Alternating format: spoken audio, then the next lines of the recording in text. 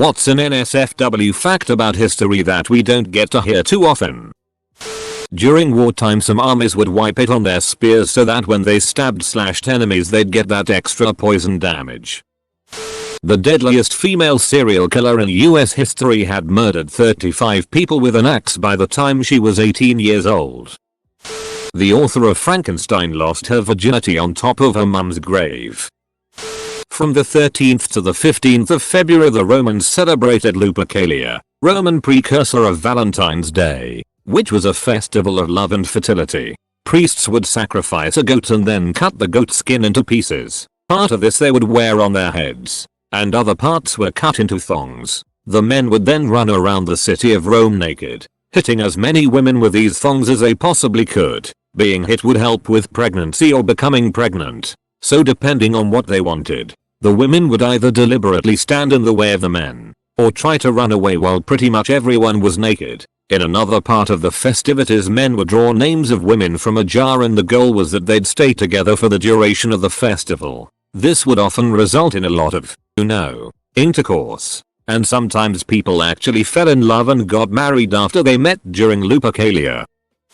When Catherine Howard, the fifth wife of Henry VIII, was taken from Zion Abbey to the Tower of London to prepare for her execution, she sailed in a barge down the River Thames. She passed under London Bridge, where the severed heads of her alleged lovers Thomas Culpeper and Francis Derham were waiting for her, displayed on spikes, rotting and picked at by birds. Witches were more often mutilated than actually burned. Victor Hugo, the guy who wrote, among other things, Les Misregistered Sign Rables and The Hunchback of Notre Dame, was a sex addict. He claimed he and his wife had sex 9 times on their wedding night. When she got bored with this, and I don't blame her for that, it just all sounds way too much, he proceeded to go and bang everyone and everything that caught his eye. When he died the brothels in Paris were closed down for the day so all the prostitutes could go and pay their respects to him. Fittingly, Paris apparently experienced a mini baby boom 9 months after his funeral, which 2 million people attended. Benjamin Franklin had a fart fetish. There are letters that prove this where he writes to a woman about her flatulence. Pope Alexander VI might have held orgies where he kept track of men's orgasms while he held the position of Pope and also definitely had an infidelity fetish, especially with women whose wedding he'd officiated. He had 4 kids with 1 married noblewoman, and at least another 3-5 outside of that. Anne Frank's diary was censored for her privacy. She wrote many entries about masturbation and her bisexuality. Her father cut those out. 1984. During the Iraq-Iran War, Iraqi forces had laid hundreds of exposed electrical wires in the Maynoon marshes which they knew the Iranians had to cross. Those wires were all snaked together and connected to large electrical generators. When Iran attempted to cross the marsh with boats, Iraq used just enough concentrated artillery to force the Iran soldiers out of the boats and walk through the marshland. As soon as that happened, the Iraqis fired up their generators and electrocuted thousands of Iranian soldiers in an instant. That's not the worst part. The Iraqis then sent in a road building detail and collected all of the Iranian dead and stacked the bodies like cordwood, 5 corpses high and 5 across, covering them with lime and then a bunch of sand. They used the Iranian dead to build a road for their trucks to cross the marshlands. The sheer hatred, madness and precision needed to pull this operation off, as well as carry it through, is just horrific to think about. Lot of people banged in the White House on the day of Andrew Jackson's inauguration. How about the time that NASA funded a study about dolphin communication that ended with one researcher giving a dolphin that was high on LSD a hand job?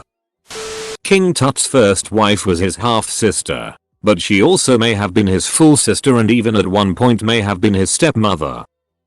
During the abuse of Nanking there were accounts of Japanese troops forcing families to commit incestuous acts. Sons were forced to abuse their mothers, and fathers were forced to abuse their daughters.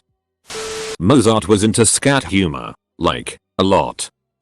Romans loved depicting sexual acts on many everyday items, like oil lamps, combs, bowls, etc. You often see images of people ducking, like porn but in daily life. Read about Capt Cook. He discovered Hawaii, They docked offshore right at harvest time. The natives thought they were fertility gods and sent their women in canoes to the ship. The crew had a blast year after year. Until the natives figured out what was happening. Edgar Allan Poe married his 13-year-old cousin when he was 27. Genghis Khan's generals, Jebbe and Sabute, after defeating the Russians, laid thousands of them bound and stacked like cordwood, and built a platform above where he and his generals feasted. All the while the men below suffocated and were crushed to death. Source: Dan Carlin's excellent The Wrath of the Khans series. Edit: it was the generals. Always blame the generals. You know that one psychologist guy, Freud? Well, one time he was tasked with finding the testicles of an eel. So he got literally hundreds of eels so he could find their balls. Nowadays we know eels have retractable testicles. But Freud didn't know that. So he cut up hundreds of eels looking for their testicles. This thread is half fun silly things, and half horrible atrocities. What a freaking rollercoaster, man. Ways popes have died. Pope John VI was bludgeoned to death by the husband of his mistress when he caught them in flagrante delicto. John VI met his end, so to speak, when a cuckolded husband rammed a poker up his bottom. Pope Leo VI suffered a fatal heart attack during sex with a page boy. I've read so much about Lyndon B. Johnson's cock on Reddit, it's unreal. In the 1880s, James Jameson, heir to the vast Jameson Irish whiskey fortune, purchased a 10-year-old African girl just so he could draw her being eaten by cannibals. The CIA once considered sending the Soviets condoms that were large labeled small to convince them that the US was well endowed. Source: edit: typo. May have already been said. There are thousands of comments, but Pope Alexander VI threw a party that is referred to today as the Joust of Whores. He had a large number of women attend a banquet he was throwing, get naked, and would scramble to pick up chestnuts that the Pope and other people at the party threw at them. This party was followed by Alexander holding a contest to see who could sleep with the most women by the end of the night. During the whole thing his kids were also present. Alexander also liked watching his horses breed and would arrange for upwards of 100 horses put outside his palace so he could watch them for hours. Edit: I'm aware that Salmonella made a video with this guy in it. He did not invent Alexander VI. I knew about him from AC2 and investigated further. In 1488 an Italian noblewoman Caterina Sforza Riario locked herself in a castle to save herself from her enemies. Her enemies managed to capture her children and threatened to kill Gem if she wouldn't surrender. She climbed on ramparts, lifted her skirt to expose her female parts and shouted, "Fools! Don't you see that I can make myself more children?" The Romans would often include bestiality as halftime shows for their gladiator matches with strange animals up to and including swans. The dildo was created almost 1,500 years before the wheel. French modern philosopher Michel Foucault, in addition to studying crime and deviance in a criminology sense, also applied his theories on punishments to his fascination with BDSM, having also written a number of kink-based works. He eventually moved to San Francisco and partook in gay bathhouses, notorious for casual sex. He eventually caught HIV and some have speculated, it may be written somewhere, that he purposely contracted it as some sort of poetic social commentary. Oddly, I learned this stuff while getting my administration of justice major and studying corrections. Lol. At the Temple of Aphrodite in Cyprus, overlooking the legendary birthplace of Aphrodite, young virgin girls would tie a bowstring around their head and await a man to come along and throw a silver coin of any value into their lap. The man would say, "I demand thee in the name of the goddess." The girl then had to have sex with the man. In this way the girl would make her first fruit offering to Aphrodite. It is said that some girls had to come back for many days before they were chosen. There are disputed claims that both Napoleon's and Rasputin's members were, well, dismembered during their respective autopsies and have traveled the world extensively, possibly farther than either men ever did, as well as being shown in multiple occasions to the public. On a similar note, it is well known LBJ had a massive Johnson, and Rasputin's girthy sklong was venerated amongst high-class women of his time. No wonder he's indeed Russia's greatest love machine. It is speculated that the crotch is part of the armor, codpiece, was enlarged, not to make the knights and kings' junk look bigger, but to alleviate the pain caused by syphilis when their genitals made contact with the metal pieces. Astronomer here. In 1992, two astronauts did not disclose they were married to NASA until it was too late to replace one of them and thus became the first married couple in space, while the two astronauts in question are not the kiss and tell types. Most people assume this means SpaceX has happened. Obviously you don't have to be married to try it, but it does make it harder to figure out the couples. NASA's official stance is that it hasn't, but I'm not sure people really believe them. Pope John XI was interesting. He became Pope in 955. His high points are: turned the sacred palace into a whorehouse, fornicated with, among others, his father's concubine, various widows and even his own niece, castrated and then murdered a cardinal, blinded and then murdered his confessor, took payment for ordaining bishops and even ordained a 10-year-old boy as a bishop, ordained a deacon in a stable, refused to make the sign of the cross, toasted the devil, invoked the names of pagan gods while playing dice, and when he lost, used money from the papal treasury to pay off his debts.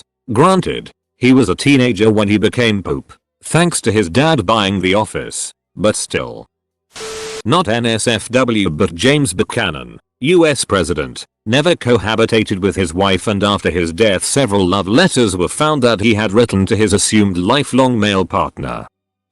Sparta is a treasure trove for this kind of thing. Sparta's marriage rituals involved the kidnapping of a girl, then dressing them in men's clothing and shaving their heads so they looked like a man before having sex with them.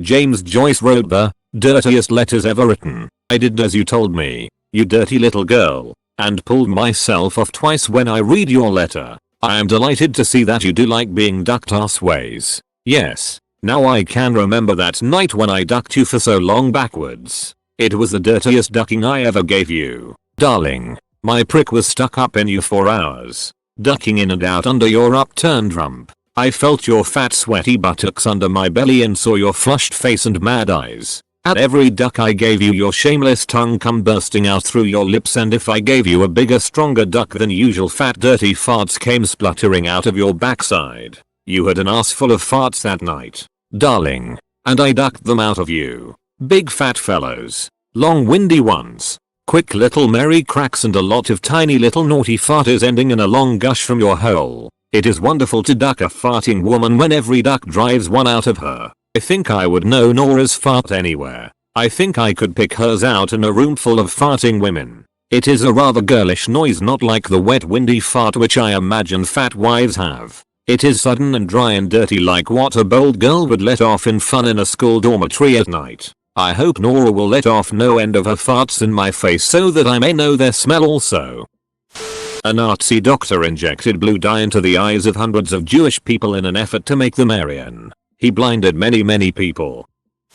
Back during the age of sail, sailors would go months and months without any women or any privacy. When they'd get to port, hundreds of prostitutes would take boats out to the ships to greet the sailors, who would almost all have a sex with at least one. This included the ship's boys. Like I said, there was no privacy at all. The crew would share one huge room, dozens or hundreds of men sleeping in hammocks slung 28 inches apart. So the ensuing copulation took place in the wide open. Hundreds of people having sex all over the ship in plain sight. This wasn't a rare thing. It was almost universal, though some more religious captains wouldn't let the prostitutes on board. STDs were therefore incredibly common. Side point, British sailors got a full ration of rum equal to 8 shots every day. If they were not long out of port, they got a full gallon of beer daily. When people complain about moral decay of society, it really just means to me that they don't know about history. Society is quite chaste today compared to much of the past. History would be everyone's favorite subject in school if the books focused on the things mentioned in this thread. Ciabatta was invented in 1982. Columbus sold kids as hoes. Zhang Zongchang, a Chinese warlord dubbed by Time as China's basest warlord, was nicknamed Old 86, which referred to either his height or the length of his D, which was rumored to be as long as 86 Mexican silver dollars stacked together. He was also a poet. Case in point, You Tell Me to Do This, He tells me to do that. You're all bastards. Go duck your mother. Poem about bastards by Zhang Zongchang. There was also this one time during a famine where he visited a temple and, instead of praying and offering gifts, slapped the temple's statue and said, "Duck your sister. How dare you make Shandong's people suffer by not giving us rain." Then proceeded to order his artillery to shoot into the sky until it rained. It rained the next day. Edit. Minor grammatical corrections. Lyndon B. Johnson was quite a vulgar president. He has been reported to have carried meetings into the restroom if he had to use the restroom during the meeting. He also referred to his Johnson as Jumbo, and you can easily find recordings of him making a phone call to a tailor requesting his pants be made with extra room in the area. Edit. Change the wording. People have been having sex all throughout history. More than I'll be arriving in Paris tomorrow evening. Don't wash. Apparently Napoleon loved smelly pussies. Like love them.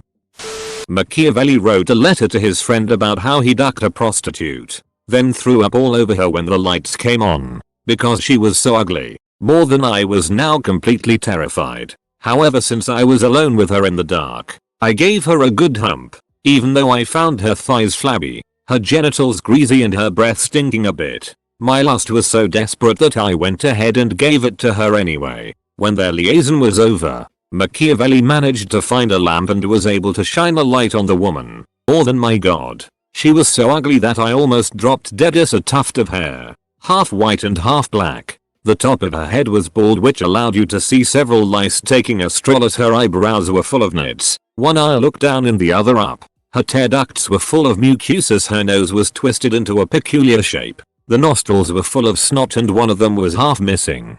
Her mouth looked like Lorenzo de Medici's, twisted on one side and drooling since she had no teeth to keep the saliva in her mouth. Her lip was covered with a thin but rather long moustachius. When the woman spoke to him, Machiavelli was struck by her stinking breath and, more than I have so much that I vomited all over her. Edit. Link.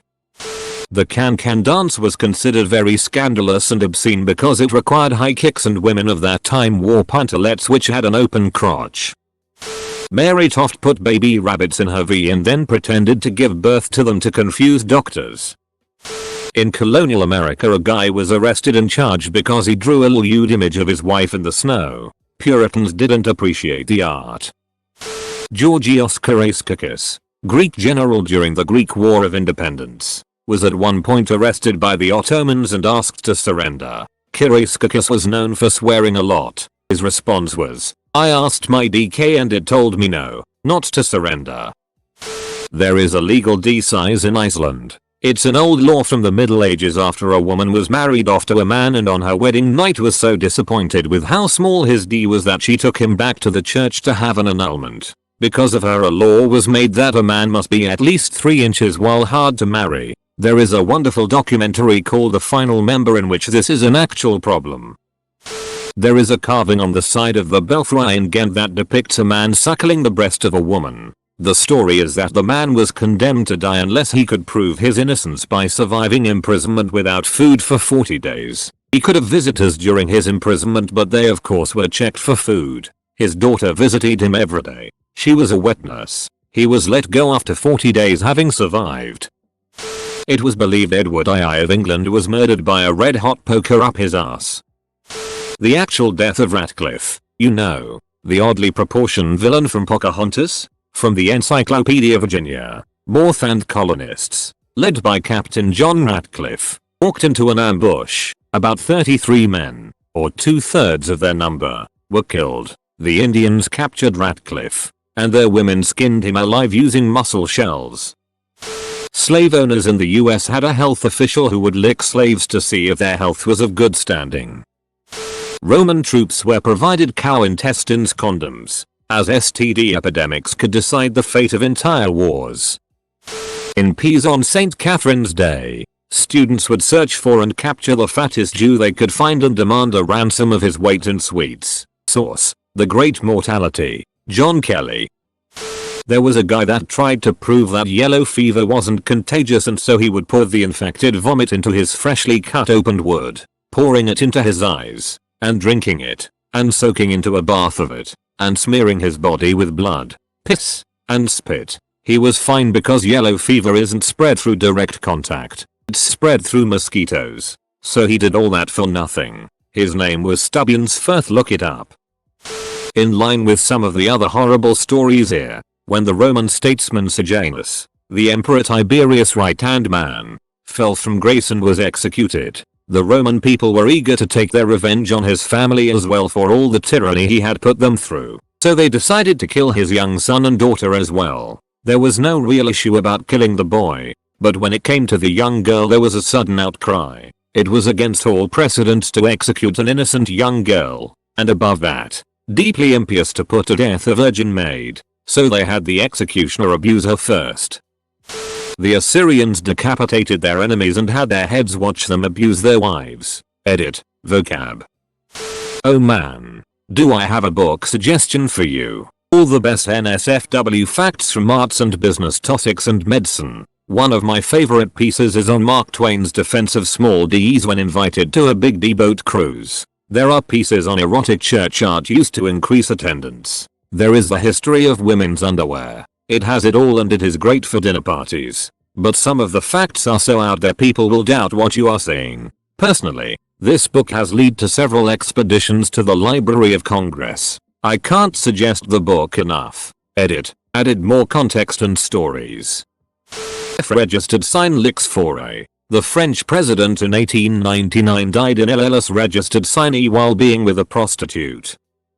Not too NSFW, but a fun story regardless. In ancient Egypt around 570 BC the situation for the Egyptian empire is growing more and more grim. The current pharaoh Apries kept on losing important battles to the other expanding kingdoms and empires around Egypt. The population thus grew more and more discontent with his god status and started to lose faith in his ability to reign the country. Slowly but surely a group of usurpers started gathering numbers to eventually overthrow Apries. As an answer to this he sent one of his best generals, Amasis, to beat down the potential rebellion before it would even break out. However, upon arrival Amasis was convinced to join the cause of the rebellion. After not having heard back from his general in a while, Apries decided to inquire a bit further and eventually found out that Amasis had crossed him. Furious he sent out a messenger to retrieve Amasis, who, in the meantime, had been elected the rebellion's leader. When the messenger, Ptolemy, arrived this scenario played out, when Ptolemy came and summoned Amasis. Amasis, sitting on horseback, raised his leg and farted, telling the messenger to take that back to Apries. He went on to successfully dethrone Apries and became known as the last of the great kings of the late dynasty.